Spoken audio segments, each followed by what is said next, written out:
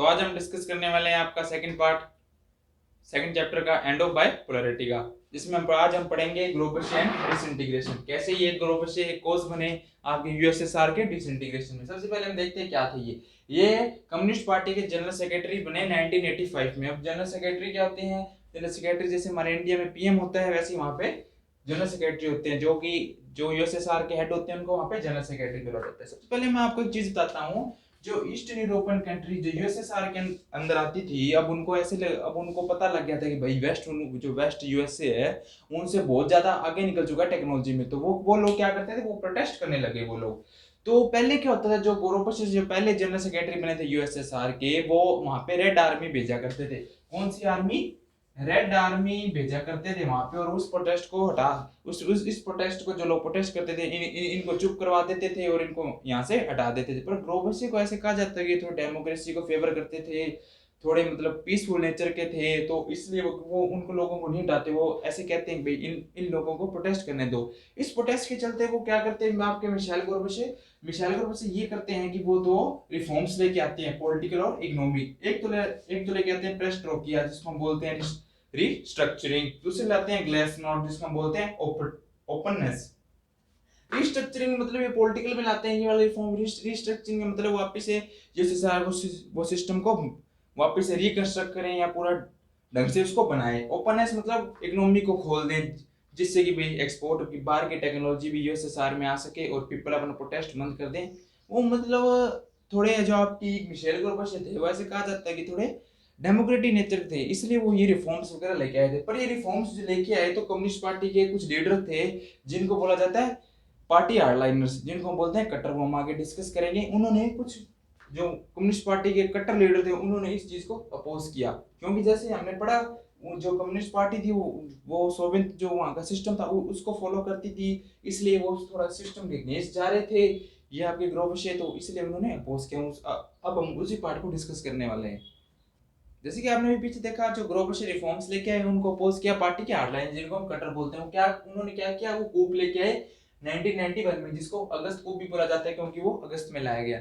19 कूप का मतलब होता है एक्चुअली तख्ता पलट, जैसे कि पाकिस्तान में होता रहता है एक, जैसे कि अभी कुछ दिन पहले न्यूज आ रही थी कि भाई जो वहाँ के पीएम है इमरान खान, जो उनको टेक ओवर करने वाले आर्मी के चीफ, मतलब कि वहां पे मतलब ऐसे चेंज होता रहता है, मतलब इतनी कोई डेमोक्रेसी को फॉलो नहीं करता, एकदम से कोई दूसरा लीडर आ जाता है, उसको हम बोलते हैं तख्ता पलट।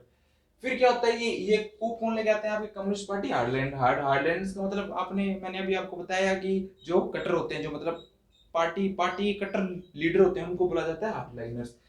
फिर क्या होता है कि जो रिफॉर्म्स लेके आता है आपका ग्रोबशे, उनसे क्या होता है, वहां के जो पीपल होते हैं उनको अब क्या, वो फ्रीडम को एक्सपीरियंस कर लेते हैं, और वो जो पुराना सिस्टम होता है सोवियत यूनियन का, उसमें जाने जाते हैं। उनको पता लग गया डेमोक्रेसी की फ्रीडम क्या होती है।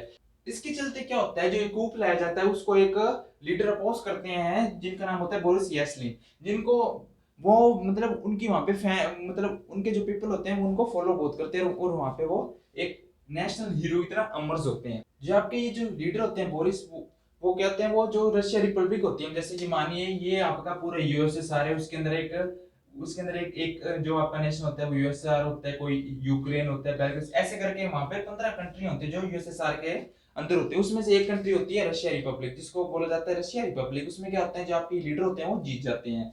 फिर क्या होता है, जब ये लीडर जीत जाते हैं तो वहां पे जो पावर वो शिफ्ट होने लग जाती है, पावर शिफ्ट होने लग जाती है from Soviet centre to republic, specially to European parts of Soviet Union. इसका मतलब क्या होता है, अब जैसे कि ये जो मेनली यूरोपियन, इस जो 15 कंट्रीज थी, इनमें कुछ कंट्री जो एशिया की भी आती हैं जो यूएसएसआर के साथ होती है, कुछ कंट्री यूरोप की भी आती हैं। जो मेनली कंट्री यूरोप की आती है वो रिच कंट्रीज होती हैं, और जो मेनली जो अब एशिया आते हैं वो पुअर कंट्रीज होती हैं। फिर क्या होता है, but central Asia did not ask for independence. अब इसका मैं आपको पूरा अच्छी मतलब बताता हूँ। जैसे कि ये जो रिच कंट्रीज होती हैं, जो वहां से टैक्स कलेक्ट होता है, जो आपका यूएसएसआर कलेक्ट करता है, वो मेनली कहाँ स्पेंड करता है, पुअर कंट्रीज पे स्पेंड करता है। इसलिए ये जो कंट्रीज होती हैं वो तो यूएसएसआर के साथ रहना चाहती हैं, और जो आपकी कंट्रीज होती हैं ईस्टर्न यूरोप की, वो साथ नहीं रहना चाहती, क्योंकि इनके कुछ भी वेलफेयर के लिए कुछ नहीं किया जाता। जो इनसे कलेक्ट किया जाता है, जो टैक्स मतलब सॉरी कलेक्ट किया जाता है, वो सारा कुछ इन पे स्पेंड कर दिया जाता है आपके एशियन कंट्रीज पे। इसलिए ये तो उनके यूएसएसआर के साथ रहना चाहती हैं, पर ये जो आपकी ईस्टर्न ये जो कंट्रीज होती है ईस्टर्न यूरोप की, वो नहीं रहना चाहती, कि उनको इनका रूल अच्छा नहीं लगता, वो अलग अब मतलब अपने डिसीजन खुद लेने लग जाती है। जो यूएसएसआर के अंदर ये जो ईस्टर्न यूरोपियन कंट्रीज आती है, रशिया, बेलग्रेस वगैरह, वो अपने डिसीजन खुद लेने लग जाती है। जैसे कि आप मैप में देख सकते हैं ईस्ट यूरोप कहाँ है, और आपकी जो ईस्ट वो कंट्रीज, ये जो है आपकी कंट्रीज है एशियन जो यूएसएसआर के साथ होती है, वो कहाँ है। फिर उससे क्या होता है कि भाई सोवियत यूनियन बैन हो जाता है। जो पहले 3 नेशन होते हैं वो जो सोवियत यूनियन को, जो सोवियत यूनियन से अपने आप को इंडिपेंडेंस मतलब अपने आप को एक अलग बनाती है, वो होती है बेलग्रेस, रशिया और यूक्रेन। फिर क्या होता है वहाँ पे जो सोवियत यूनियन की जो पार्टी होती है, एक आप जैसे हमने डिस्कस किया है कि पार्टी थी कम्युनिस्ट पार्टी, वो वहाँ पे बैन हो जाती है। इससे क्या होता है जब यूएसएसआर बैन होता है, कैपिटलिज्म और डेमोक्रेसी वहाँ पे अडॉप्ट होना स्टार्ट हो जाती है post Soviet republics. Post Soviet republics मतलब आपकी जो ईस्टर्न यूरोप जो कंट्रीज होती हैं उनमें। जैसे कि आपने पिछले देखा कि रशिया, बेलग्रेस, यूक्रेन ने ये डिक्लेयर कर दिया कि भाई यूएसएसआर का डिसइंटीग्रेशन हो चुका है। इसके साथ क्या हो, सीआईएस का सीआईएस फॉर्म हो गया। सीआईएस क्या है आपका, कॉमनवेल्थ ऑफ इंडिपेंडेंट स्टेट। ये मतलब कि ये जो सीआईसी कौन सी कंट्री थी इसमें, मतलब सेंट्रल एशिया की जो रिपब्लिक्स थी वो कंट्री आती, जो जो हमने डिस्कस की थी, मेनली पुअर कंट्रीज थी, वो इसके अंदर आती थी। ये आपके एनसीईआरटी बुक में नहीं है, पर फिर भी हम इसके बैकग्राउंड की बात करें तो इसके अंदर जो गवर्नमेंट होती है उसको बोला जाता है इंटर गवर्नमेंट ऑर्गेनाइजेशन। कब आप ये 8 दिसंबर 1991 को बेलग्रेस में साइन हुआ। उस अकॉर्ड, किस अकॉर्ड के तहत साइन हुआ, उस अकॉर्ड का नाम है बेल्जेवा अकॉर्ड, और इसके टोटल जो मेंबर कंट्रीज है वो टोटल 12 स्टेट्स हैं। फिर ये क्या होता है कि ये जो कंट्रीज होती हैं इनको एक सरप्राइज लगता है, क्योंकि ये चाहती नहीं थी भी यूएसएसआर का डिसइंटीग्रेटर हो, वही यूएसएसआर का डिसइंटीग्रेशन हो। इसलिए कि क्या क्या किया जाता है, ये जो कंट्रीज होती है पुअर कंट्रीज, इनको ये जो फॉर्म होता है कॉमनवेल्थ ऑफ इंडिपेंडेंस, उसका हेड बना दिया जाता है, इन कंट्री को फाउंडिंग मेंबर बना दिया जाता है इसका। रशिया वो आपका क्या बन जाता है, सक्सेसर ऑफ सोवियत यूनियन। इसके अंदर वो क्या कह लेता है, inherited Soviet union in security council. ये हम आपके अपकमिंग चीजें अगले चैप्टर में डिस्कस करेंगे। ये सिक्योरिटी काउंसिल क्या है, जो ट्रीटीज होती है वो सब कुछ ले लेता है, जो न्यूक्लियर वेपन्स वगैरह यूएसएसआर के पास होते हैं वो सब कुछ रशिया ले लेता है। अब हम पढ़ते हैं कॉजेस ऑफ डिसइंटीग्रेशन। सबसे पहले आएंगे पॉलिटिकल प्रॉब्लम्स। पॉलिटिकल प्रॉब्लम्स में हम डिस्कस करेंगे कम्युनिस्ट पार्टी कंट्रोल। जैसे कि आपको पता है एक ही पार्टी का कंट्रोल था, जिससे कि पीपल नाराज थे, वो चाहते थे कि भाई हमारे यहाँ पे डेमोक्रेसी और अदर पार्टी का भी इन्वॉल्वमेंट हो। दूसरा रीजन आता है government unwillingness to correct the mistake का। जैसे कि आपको पता है एक ही गवर्नमेंट थी, वो जैसे चाहती थी वैसे ही करती थी, उनको अच्छा लगता था तो वो कोई काम करते थे, नहीं तो नहीं करते थे पीपल के डेवलपमेंट के लिए, वेलफेयर के लिए। तीसरा आता है करप्शन एंड इनइक्वालिटी। जैसे कि हमने पीछे देखा कि जो सोवियत सिस्टम था बहुत ज्यादा ब्यूरोक्रेटिक था, जिसकी वजह से बहुत ज्यादा करप्शन होने लग गया।